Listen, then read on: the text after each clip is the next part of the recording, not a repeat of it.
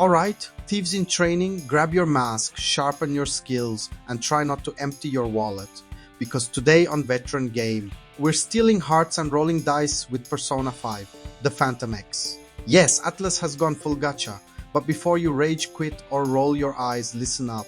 There's more to Phantom X than just banners, currencies, and endless daily missions. We're about to break down exactly what this game gets right, where it totally fumbles, and why it's got Persona fans absolutely hooked. But before we jump in the metaverse, quick call to action. If you love deep dives into games nobody else is talking about, or just want brutally honest takes from a fellow JRPG addict, smash that like button and subscribe to Veteran Game. No masks, no fake hype, just the real breakdown. So Persona 5 the Phantom X. The pitch is as wild as it sounds. Take Persona 5's iconic turn-based combat, stylish menus, dungeon crawling and social sim, and throw it into a mobile gacha framework. Sounds like a disaster, right? Here's the shocker, it actually works at least most of the time. Let's set the stage. The Phantom X is a fresh take on the classic Persona 5 formula, set in an alternate universe with an all-new cast. You play as Wonder, the classic silent protagonist who stumbles into the metaverse with the help of your new animal companion, Lufo. The setup almost identical to OG Persona 5. Corrupt adults, mysterious palaces, a group of quirky misfit high schoolers who double as justice-seeking vigilantes. Only now, instead of the familiar streets of Shujin Academy, you're wandering around Kokatsu Academy, bumping into new faces and chasing down that sweet gacha currency. And yes, Joker, Ryuji, Anne, and the original gang are technically in the story. But this is really about Wonder and a brand new crew.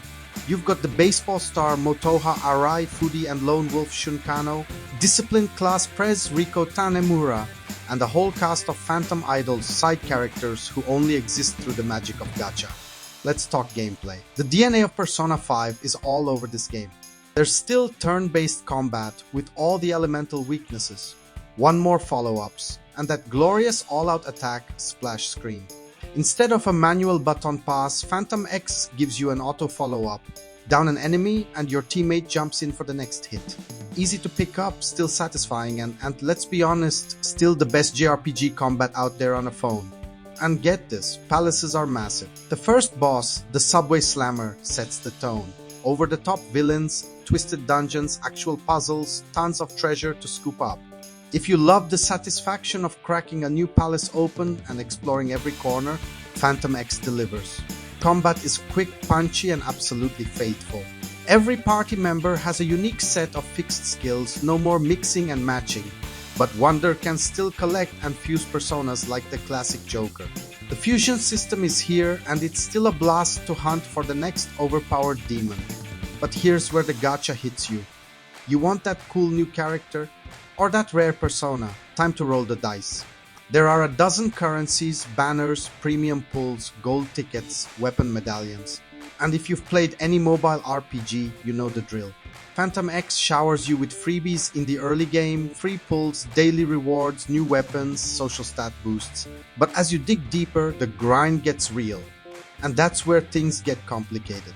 Phantom X is packed with systems. Social stats, confidant ranks, a whole bunch of currencies, battle passes, dailies, weeklies, seasonals, the whole FOMO buffet. If you love maximizing every little upgrade, you're gonna thrive here. If you just want to relax and play through a story, prepare to spend a few days getting your bearings. But honestly, the social sim stuff still feels right. You spend your free time working jobs, raising stats like guts and charm, unlocking more dialogue and side stories. Wonder can build relationships with confidants. The voice acting is solid, the vibe is pure Persona, and maybe most importantly, the daily grind doesn't totally suffocate the narrative. Here's where it gets bold. Phantom X introduces Phantom Idols, side characters from all walks of life, like a washed-up ex-Gyaru housewife and a 10-year-old genius that you can add to your crew. They're a perfect fit for gacha. Fun to collect, not tied directly to the main plot, and they add legit personality to your lineup. Honestly, it's a clever way to keep the banners fresh without breaking the story. And if you're worried about pay to win, so far the global release is actually pretty generous. You'll hit some paywalls eventually, but if you're playing casually, There's plenty to enjoy for free. Hardcore min-maxers and competitive players. Well, you already know the gacha grind never ends. But let's be real, Phantom X isn't perfect. The UI, absolutely cluttered. There are menus within more menus. Sometimes you need a flowchart just to remember where to cash in your quest rewards. Playing on PC with a controller. Weirdly janky and unresponsive. Even mouse and keyboard can feel clumsy next to a smooth touchscreen. And the early game, it's a repeat of Persona 5's opening hours, almost beat for beat. If you're a veteran who's played through P5, Royal, Strikers, and even Dancing in Starlight, yeah, it's gonna feel a bit tired at first.